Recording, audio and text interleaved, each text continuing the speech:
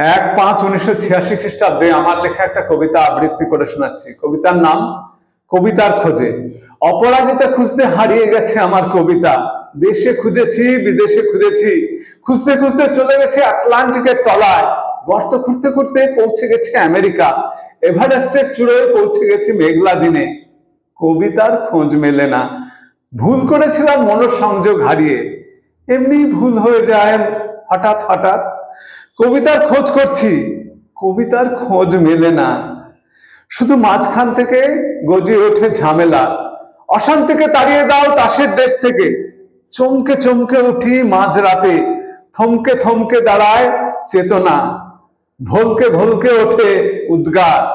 মাঝরাতে কবিতার খোঁজ মেলে না। কবিতার খোঁজ করছি, উন্মাদ হয়ে গেছে দৃষ্টি। বাতাসে হাতড়ে বেড়াচ্ছে গন্ধ।